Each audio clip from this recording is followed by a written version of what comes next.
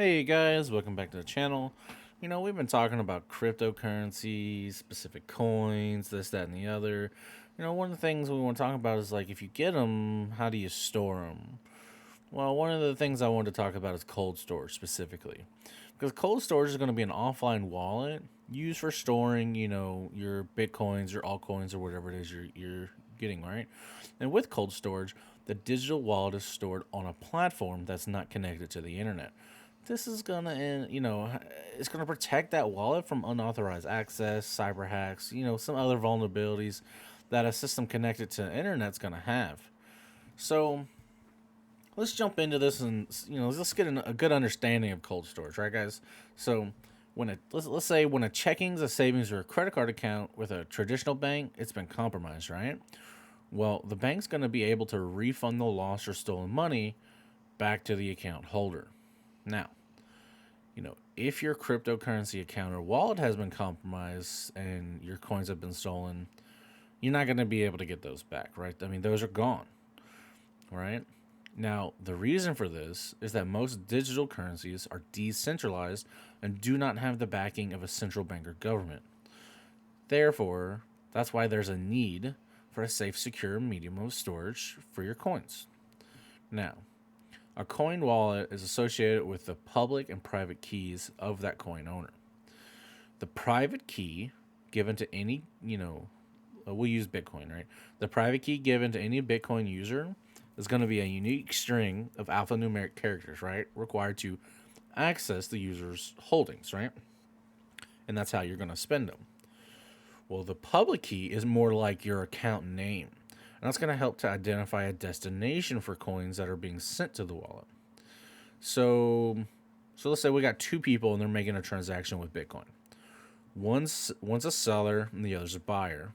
Now, they're going to have to share their public keys with each other in order to complete this transaction. So the buyer of the commodity or service is going to send the required number of Bitcoins to the seller's, given address as payment. Then the blockchain is going to verify the validity of the transaction and confirm that the buyer or sender really has those funds to send. If you're unsure about the blockchain, I've got an upcoming video on that. Don't worry, I got you. Once the payment, though, once it's been delivered to that address that was given, the seller or receiver can only access the funds through their private key. It is therefore imperative, right, for private keys to be kept secure. Right? Because if it gets stolen, that user's coins can be unlocked and accessed. No authorization, right? They're gone. They could just take them, send them to somewhere else, right? So you really gotta, okay, that's gonna lead us to the next thing, right? Like theft, you know, you need protection from theft. Well, that the cold storage is kind of how we do that, right? Because private keys stored on a wallet connected to the internet, I mean, they're vulnerable to network-based theft, right? These wallets are known as hot wallets. And with a hot wallet, all the functions required to complete a transaction are made from a single online device. Now, the wallet's going to generate and store private keys, digitally signs transactions using private keys, and it's going to broadcast the signed transaction to the network. Now, the problem is that once the signed transactions have been broadcasted online, an attacker crawling the networks may become privy to the private key which was used to sign the transaction. Well, with cold storage, that's going to resolve this issue by signing the transaction with the private keys in an offline environment. Any transaction initiated online is just temporarily transferred to an offline wallet kept on a device such as like a USB, a CD, a hard drive, paper, or offline computer, where it is then digitally signed before it is transmitted to the online network. Now, because the private key does not come in contact with a server connected online during the signing process, even if an online hacker comes across a transaction, they're not going to be able to access the private key used for it. Now, in exchange for this added security, the process of transferring to and from a cold storage, it's a little more troublesome than the process for a hot wallet, right? So it's a little bit more. There's a little extra going on. Now, the most basic form of cold storage is a paper wallet. And a paper wallet is basically just a document that has public and private keys written on it. The document is printed from the Bitcoin's paper wallet tool online with an offline printer. The paper wallet or document usually has like a QR code embedded on it so that it can easily be scanned and signed to make a transaction. Now, the drawback to this is, what if you lose the paper? What if you get some water on it and you can't read it? Or what if it gets destroyed? Then you'll never be able to access that address where your funds are. Like, they're gone. It's gone. Now, another form of cold storage is a hardware wallet that uses an offline device or smart card to generate private keys offline. The Ledger USB wallet is going to be an example of a hardware wallet that uses a smart card to secure private keys.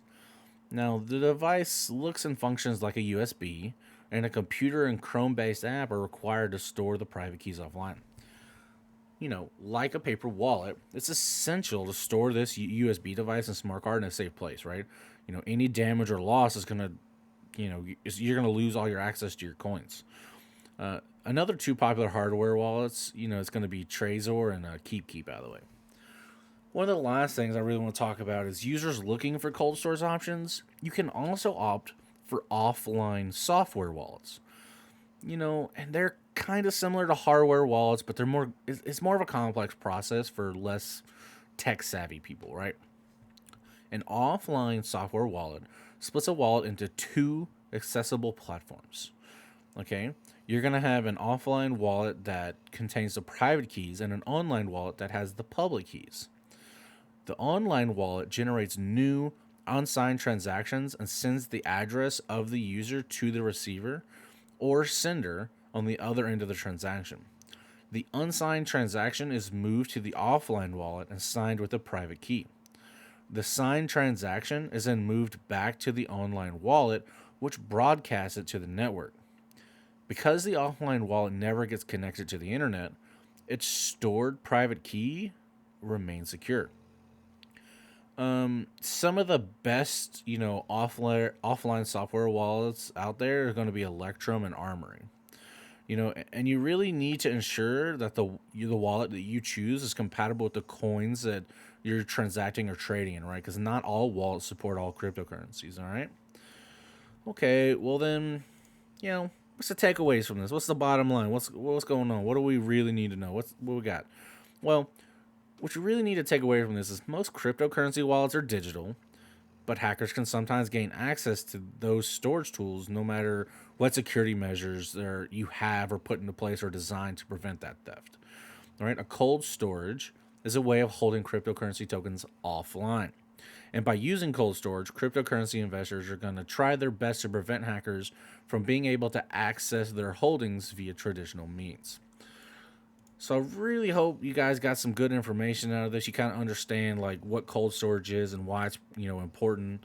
You know, and hopefully you came away with a better understanding of what you need to do to protect yourself. Right. I hope you guys enjoyed the video. If you're not subscribed, I'd really appreciate it if you are.